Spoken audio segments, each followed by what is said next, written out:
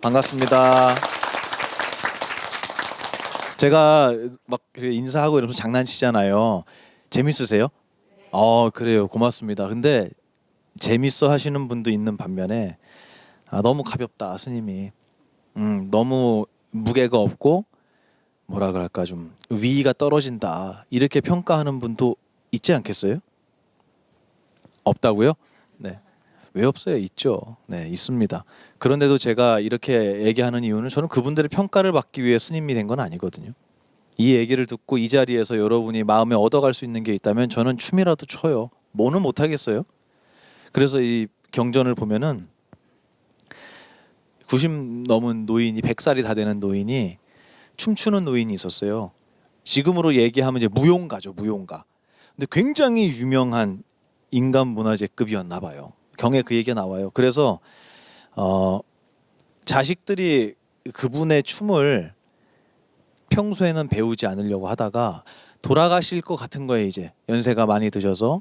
그랬더니 자식들이 그때서야 배우겠다고 했대요. 근데 이 노인이 나이가 그렇게 많은데 밖에 나가서 이제 춤을 추는 거예요. 그러니까 연세가 많으시니까 춤추는 게 쉬워요, 어려워요? 어렵죠, 어렵죠. 여러분 잘 추세요, 춤? 저는 어릴 때 춤을 추면 다들 어디가 아프냐고 물어봤어요. 어디가 불편하냐고.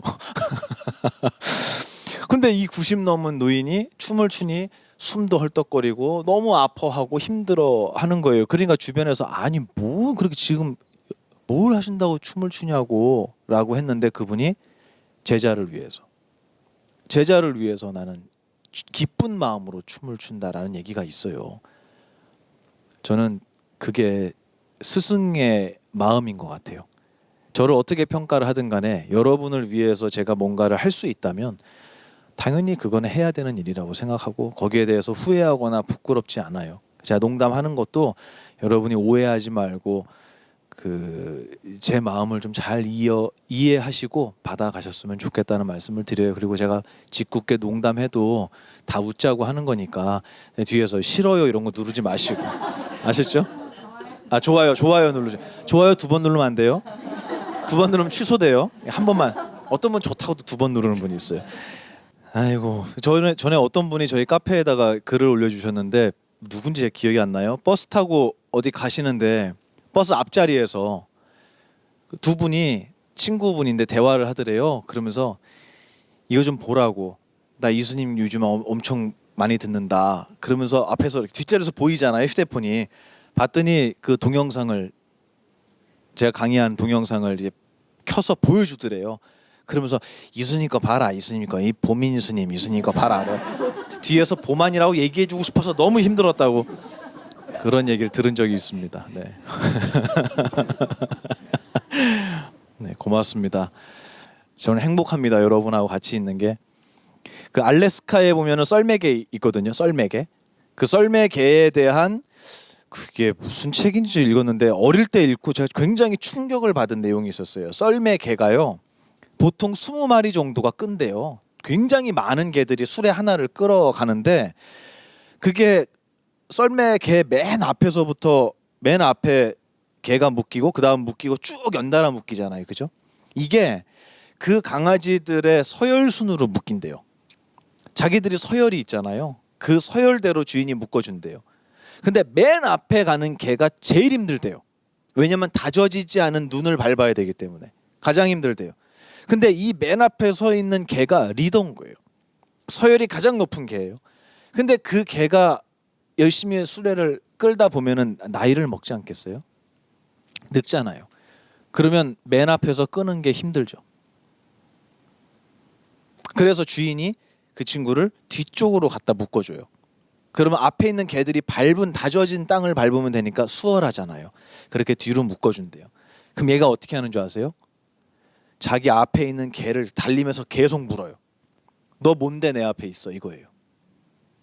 그래서 결국은 이 개를 다시 맨 앞으로 묶어준대요. 얘는 그래서 달리다가 죽어요.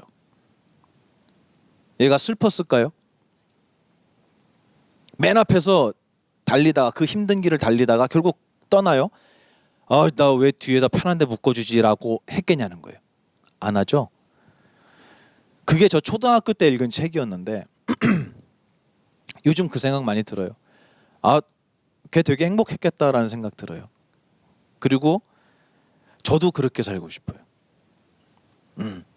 내가 좋아하고 내가 사랑하고 내가 행복한 그 길을 살다가 그 길에서 끊어지면 다음 생에 그 길에서 태어나지 않을까요? 그게 저는 저의 삶의 모습이 됐으면 좋겠다 이런 생각을 해서 여러분하고 만나는 이 시간이 저는 가장 행복하고 기쁘고, 또 다른 사람들이 저를 어떻게 평가하든 저는 별로 그거 관심 없습니다. 제 세계, 제 세상, 보만이라는 세상 속에 저를 평가하는 말은 저는 밀어내요. 듣지 않아요. 그건 그 사람 생각이니까요. 저는 행복한 분들 만나면 이렇게 좋은 분들하고 제 기억을 가득 행복으로 채우고, 어느 날 그 썰매 개처럼 내가 제일 좋아하는 일을 하다가 또 이번 생을 마치고 다음 생에 또 이어져서 살 거라고 저는 분명히 믿습니다. 그래서 절대 이별은 이별이 아니고 만남도 우리 첫 만남이 아니다, 그런 저는 믿음을 갖고 있어요. 오늘 이렇게 멀리서들 오시고 또 반가운 얼굴들 이렇게 만나 뵈니까 제가 정말 고맙고 행복합니다. 오늘 제가 여기서 여러분한테 드리고 싶은 말씀이, 뭐 제가 해봤자 잔소리잖아요. 계속 제일 좋은 건 여러분 얘기 듣는 거예요. 그리고 이렇게 이런 자리에서 여러분이 묻고 제가 대답해드리고 하는 그런 시간이 생각보다 많지가 않아요. 너는 들어라, 나는 떠들 테니, 이게 더 많아요, 절집안에. 근데 저는 전에도 얘기했지만 부처님께서 제자들을 앉혀놓고 설법을 할 때는 부처님께서 높은 자리에 앉으시는 게 아니라 바로 이런 모습이 아니었을까라고 저 많이 얘기하잖아요. 저는 그래서 이런 자리가 좋아요. 네, 여러분 이야기 좀 오늘 많이 해주시고, 여러분 궁금한 거 고민 있거나 이러면 제가 거기에 대해서도 또 설명드리는 시간 갖도록 하겠습니다. 나 궁금한 거 있다, 궁금한 거 없으면 제 얘기할 거고요. 궁금한 거 있다 그러시는 분 손 들고, 귀한 자리잖아요. 네, 예.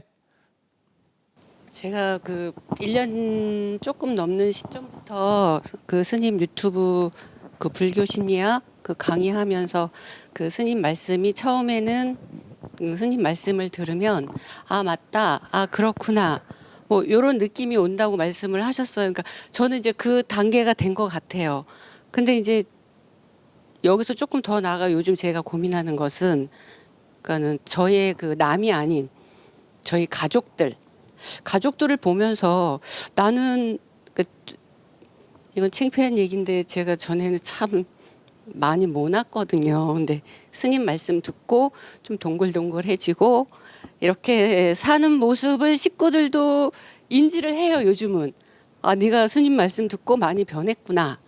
근데 그러니까 제가 요즘 드는 생각은 이 변화를 왜 나만 해야 되지? 가까운 남편이나 아들, 딸 들은 스님 말씀을 듣는 것 같은데 왜 저들은 안 변할까? 이런 질문이 자꾸 생겨서 오늘 스님께 여쭤보고, 나는 그럼 계속 이 상태로 죽을 때까지 이 마음을 갖고 살아야 되나? 아니면 내가 이걸 조금 뛰어넘는 뭔가가 있나? 그게 궁금해서 왔습니다. 네, 그래요. 여러분 박수 부탁드릴게요. 공감이 되세요? 나도 저런 고민한 적 있다. 한번 손 들어보실래요? 몇 분 계시네요. 네네. 가족분들에 대해서. 그렇죠. 근데 저는 먼저 여쭙고 싶은 게 뭐냐면, 이 공부를 해서 행복해지잖아요. 행복한 게 억울하시진 않잖아요. 억울하진 않죠. 근데 지금 말씀하신 이 질문의 밑바닥엔 억울함이 약간 들어가 있어요. 왜 나만 바뀌어야 되냐라는 거예요. 그죠? 네. 근데 우리는 예를 들어 저 좋은 동네에 그 뭐라 그러죠? 관광지. 좋은 관광지에 가면 나 거기서 이런 것도 구경하고 이것도 타보고 이런 것도 먹었어라고 나 혼자 갔다 와도 어떻게 해요? 갔다 오면 자랑하잖아요. 자랑한단 말이에요. 근데 법회에 오셔서 공부를 하시고 행복해지면 그걸 자랑을 안 해요. 개념을 가만히 생각해 보셔야 돼요. 내가 행복해졌어요. 그러니까 너희도 바뀌어야 되지 않아? 라는 것을 나도 모르게 강요를 하는 거예요. 좋은 거니까 이게. 그 마음은 알죠, 제가. 하지만 아무리 좋은 것도 본인이 좋다고 느끼기 전에는 좋은 게 아니잖아요. 근데 그거를 내가 좋다고 해서 강요하는 거야. 이거는 뭐와 똑같냐면 뱃사공이 있는데 아버지예요. 근데 애가 배에 타 있어요. 근데 뱃사공은 열심히 노져서 이 경에 나오는 말이에요. 뱃사공은 열심히 노를 저어서 사람들을 이쪽 강에서 저쪽 강둑으로 옮겨주죠. 맞죠? 근데 본인은 저쪽 강둑에 내려요, 안 내려요? 안 내려요. 열심히 노만 젓는 거예요. 근데 그 배에 어린 자식이 아들이 타 있었어요. 근데 한겨울이었던 거예요. 여러분 노 젓는 분 실제로 보신 적 있으세요? 있어요? 어디 사셨는데 그럼 아, 처음 들었네 이 얘기는. 어디에 사셨어요? 어디서 보셨어요? 직접 본 적이 있어요. 어디서요? 충청도 부여에서. 부여에서. 아, 부여에 무슨 뭐 저 뒤에 계신 분 되게 좋아하시는데요. 큰 강이 있어요? 무슨 강인데요? 백마강. 아, 거기서 뭐 관광객들을 이렇게. 근데 손으로 노를 저어서 가셨어요? 그렇구나. 아니 저는 노 젓는 거는 안 해봤는데 그 카누는 한번 타봤거든요. 카누? 카누가 노 젓는 게 너무 힘들더라고 해보니까. 그것도 한여름에. 그것도 애들 데리고 템플 스테이 한다고. 제가 미쳤죠. 그 8월달 그 뜨거운데 물에서 제가 해군에 근무했잖아요. 바다에는 해가 두 개예요. 하나는 하늘에, 하나 어디 있어요? 물에 있어요. 8월달에 그 물에서 카누를 타는데 아무리 노를 저어도 배가 뒤로 가요, 이상하게. 그리고 제자리를 뱅뱅뱅뱅 도는 거예요. 이 뱃사공이 노를 젓는 게 보통 일이 아닌 거예요. 한겨울에 노를 저어서 이 계속 배를 움직이는데 아들이 타 있었다 그랬잖아요. 근데 이 아버지가 막 노를 열심히 젓다가 너무 더운 거예요. 그래서 웃옷을 벗어요. 그리고 막 땀을 뻘뻘 흘리면서 노를 젓다가 문득 아들을 본 거예요. 근데 얘는 뭘 입고 있냐면 요즘 말로 얘기하면 패딩 입고 있는 거예요. 그러니까 무슨 생각을 하냐면 아유 쟤 덥겠다. 그래서 옷을 벗겨요. 그 사랑 아니에요? 사랑이에요. 더울까봐 해준 거예요. 내가 이렇게 더우니 너는 얼마나 덥겠냐. 패딩을 입고 있으니까. 그래서 옷을 벗겨줘요. 얘는 어떨까요? 추워요. 그렇죠. 내가 아무리 좋아도 이 법이 좋은 줄을 모르는 사람에게 이거는 그냥 잔소리고 강요예요. 그래서 언제 우리는 약을 먹냐 하면 아 내가 병이 들었구나라는 걸 인지할 때 우리는 약을 찾고 약을 먹어요. 근데 내가 병든 줄을 모르면 약을 갖다 놓으면 이거 먹어요, 안 먹어요? 안 먹어요. 그래서 부모님들은 한약 지으면 물에 헹궈서까지 먹는데 애들 져주면 먹어요, 안 먹어요? 안 먹어요. 병난 줄 모르거든요. 건강하거든요, 아직. 똑같아요. 가족들은 불교에서 악연이라고 해요. 악연. 악할 악자를 쓰는데 나쁘거나 악한 인연이 아니고 힘든 인연. 가볍지 않고 무거운 인연이라고 얘기를 해요. 저는 그 말 100% 공감해요. 그래서 제가 아무리 나와서 뭐 법문을 하고 뭐 보만 스님 어쩌고 얘기를 해도 제가 속가루 가면 어떻게 될까요? 저희 부모님, 저희 할머니, 할아버지 뵈면 어떨까요? 저를 뭐라고 부르겠어요? 아, 보만 스님 오셨습니까? 그럴까요? 아니죠? 네, 맞아요. 그래서 부처님도 당신의 아버지 정반왕을 교화할 때는 당신이 안 가시고 제자를 보내셨어요. 왜 그랬을까요? 말씀을 못 하셔서? 아니죠. 부모라는 인연, 자식이라는 인연, 부부라는 인연, 세상에서 가장 가까운 인연이지만 가장 가깝기 때문에 부처님께서 악연이라고 하신 거예요. 왜 그럼 악연이라고 하셨을까? 내가 모르는 사람은요 가벼워요. 그리고 여기서 만난 우리 인연들 있잖아요. 우리들은 가벼워요. 그래서 여러분 인사하면 막 박수치고 웃어요. 근데 저 보만 스님 만나서 공부하고 정말 행복해졌어요. 그리고 인사하면 여러분 박수칠 거 아니에요. 근데 남편이 일어나서 보만 스님 만나고 행복해졌어요. 웃기고 있네. 이렇게 되는 거예요. 이게 가볍고 좋은 인연이 아니라 무겁고 의미심장한 인연이에요. 그래서 옆집 애가 다리 다치면 아유 더운데 고생하겠다. 얼른 좋아졌으면 좋겠어. 금방 괜찮아질 거야. 근데 내 자식이 다리를 다치면 이상한 거예요. 이건 얘기가 달라지는 거예요. 이게 과연 가볍고 유쾌한 인연인가요? 똑같은 상황도 마음에서 용납이 안 되고 허락이 안 되고 그냥 넘어가지를 못하는 인연. 이거는 무거운 인연이다. 나쁘단 소리가 아니고 무겁다. 그러니까 어떻게 하라는 거예요? 버리라는 거예요, 자식? 그게 아니라 그렇기 때문에 가족들과의 관계는 모르는 우리 도반들, 우리끼리의 관계보다 훨씬 더 시집 간다면서요. 잘 들으세요. 훨씬 더 조심해야 돼요. 조심조심해야 돼요. 제가 그래서 그런 얘기 하잖아요. 컵 2개 갖다 놓으면 이 컵 2개 부딪혀서 깨트리려면 어떻게 놔야 돼요? 바짝 붙여놔야 돼요. 그러면 툭 쳐도 깨져요. 근데 하나 여기다 갖다 놓고 하나 저기 우리 보살님 갖다 드리면은 깨져요, 안 깨져요? 얘네 안 깨져요. 때로는 먼 인연이 더 편할 수도 있어요. 그걸 느끼게 돼요. 어느 날, 야, 나 너 정말 자식을 내가 낳긴 했는데 너를 원한 건 아니었어. 미안하지만. 그래서 뭔가 이 하자품이 온 것 같은데 이 반품이 안 돼요.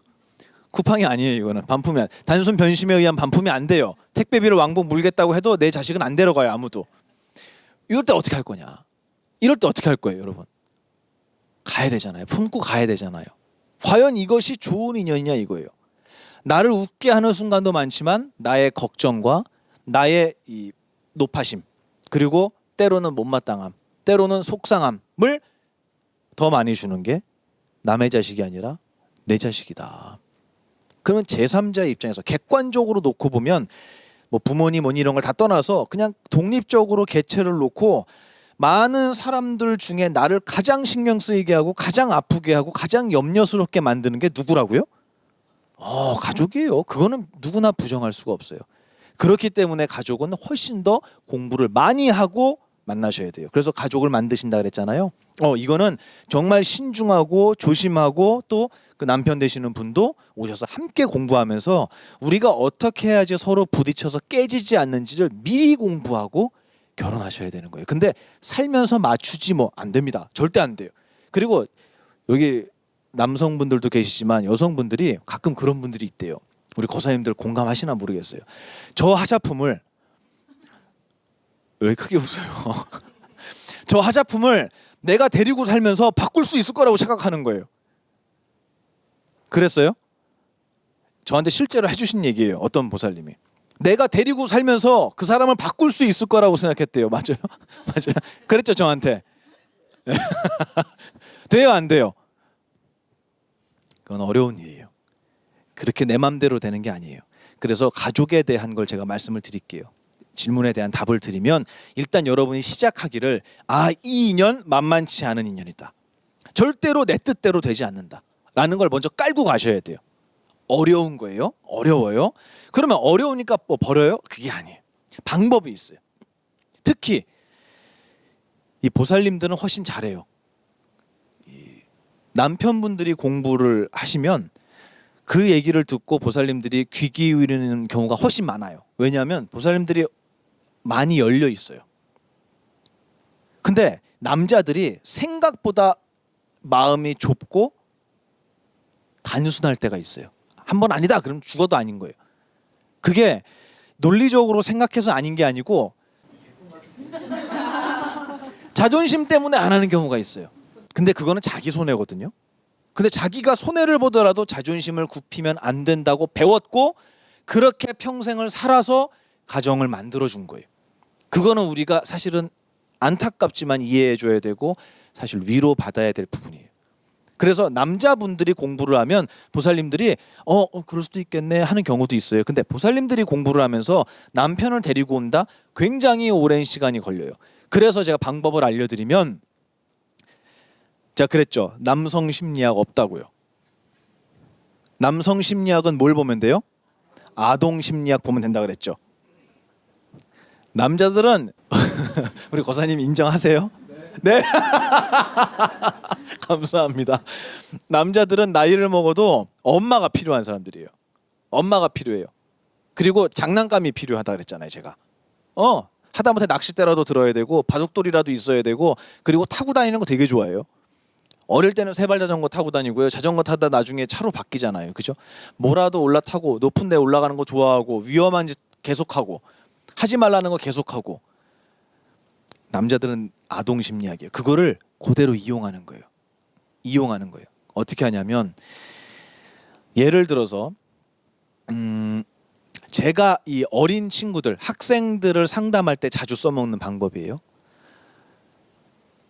이 다리 떠는 친구들이 있어요. 저하고 차 마실 때도 다리를 떨어요. 걔는. 그럼 다리 떨면 옛날에 어른들이 뭐라 그랬죠? 복 나간다고. 그렇죠. 뭐 다리 복이 무릎에 있나요? 그러니까 왜 다리를 떨면 복이 나가죠? 왜 그러죠? 보기 싫으니까? 보기 싫으면요. 이게 무슨 말이냐면 나는 충분히 다른 사람에게 아름다움을 인정받을 수 있는 여러분 다 아름다운 모습을 갖고 있어요. 근데 다리 떠는 거 하나 때문에 아 뭐야 저거 하고 안 좋아할 수 있죠. 그러면 그 사람이 갖고 있는 이 위대하고 아름다운 면까지도 다 치부가 되는 거예요. 그거는 나를 사랑할 수 있는 사람을 너무 하찮은 다리 떠는 습관 하나 때문에 다 걷어차버리는 거예요. 그게 복 나간다는 얘기예요. 2년 떨어진다는 얘기예요. 사실은 2년 떨어진다. 근데 야 너 복 나가니까 다리 떨지 마. 저는 절대 그렇게 얘기 안 해요. 어떻게 했냐면 걔가 다리를 안 떠는 순간이 있어요. 24시간 다리 떠는 놈은 없거든요. 그 병이 있는 거예요. 병이. 차 마시다가 뭔가 집중을 하거나 얘가 얘기를 들을 때 다리 떠는 걸 멈추잖아요. 저는 그 순간을 캐치해서 칭찬해요. 야, 너 방금 그 전까지 다리 떨었는데 지금 안 떨었어. 잘했어. 그럼 얘는 어떻게 생각하죠? 내가 그랬나? 나의 아름다움, 내가 모르고 있는 아름다움을 칭찬해 주는 게 스승이에요. 그래서 큰 스님께서는 저희 스님들을 다 안아주면서 사랑한다. 매일매일 하루도 안 빼고 헤어질 때 꼭 안아주셨어요. 사랑한다, 고맙다. 그리고 제가 한 번도 생각해 보지 못한 저의 아름다움을 얘기해 주셨어요. 제가 여러분 만나면 고맙다고 해요, 안 해요?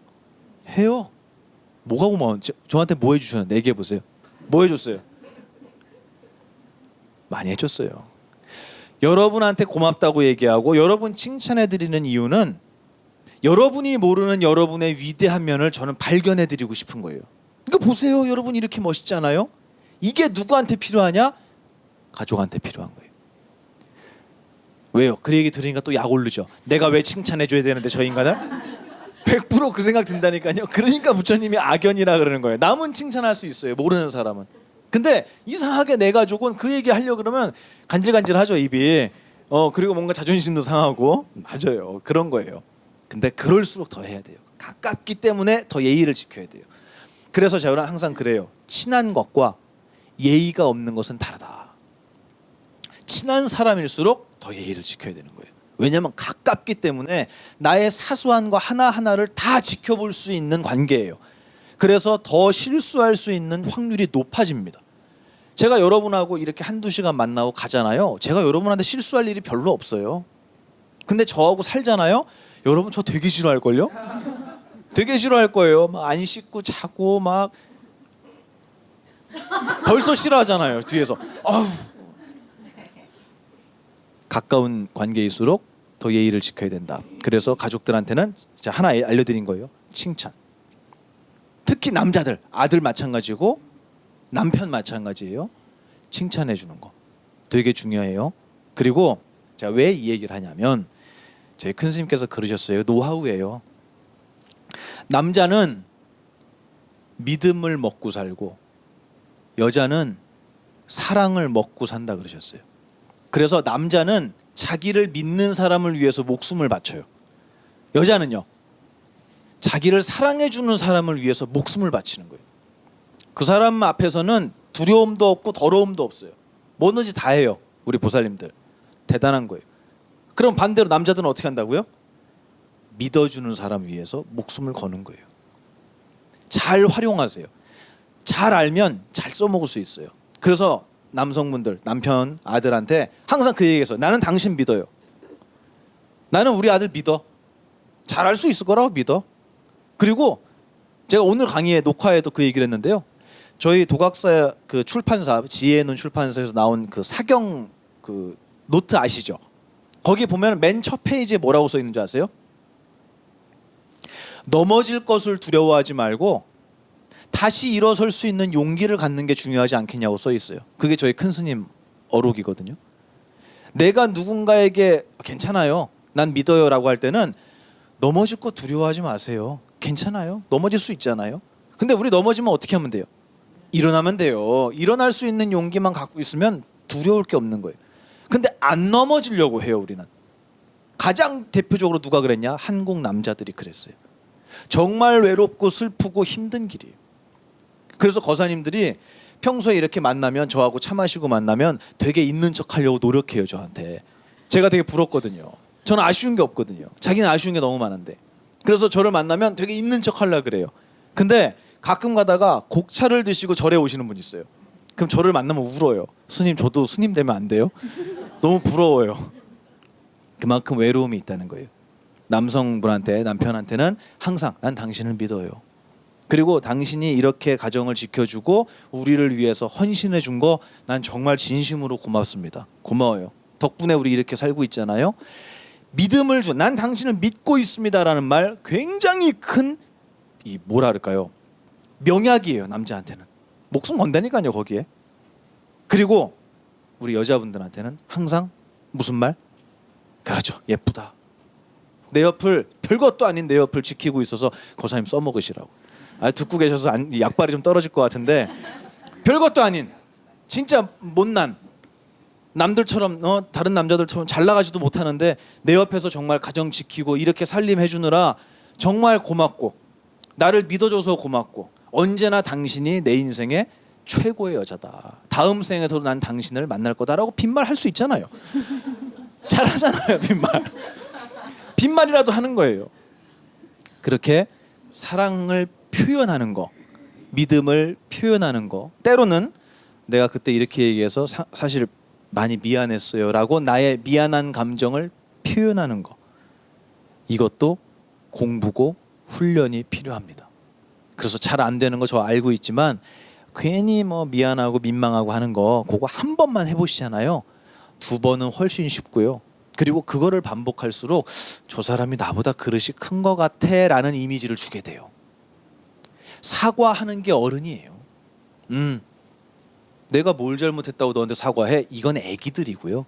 내가 실수를 안 했어도 먼저 사과해서 그 사람이 미안하게 만드는 게 어른이잖아요. 이거를 여러분이 여러분 주위에 있는 분들한테 먼저 하시면 최고의 포교가 됩니다. 그래서 제일 중요한 포인트는 내가 행복하고 내가 바뀐 모습을 가족들에게 보여주는 거. 그거 말고 가족은 절대 움직일 수가 없어요. 와라 와라 할수록 더 저 인간이 드디어 사이비에 빠졌구나. 그 도각산지 보민 스님인지 이상한 사이비 종교 요즘에 유행이라던데 거기 또 빠졌구나. 이렇게 생각하게 돼요. 더 멀어져요. 아셨죠? 네, 표현 많이 하셔야 돼요. 고맙다, 사랑한다, 난 당신 믿어요. 그리고 정말 미안해요. 그동안 내가 잘못한 거 있으면 미안하다고, 나 꼭 이 얘기 해주고 싶었어요 하고 속에 있는 얘기를 편안하게 하는 그 시간이 참 가족에게는 드물어요. 네, 그걸 의도적으로 하셔야 돼요. 의도적. 예, 그래요. 감사합니다.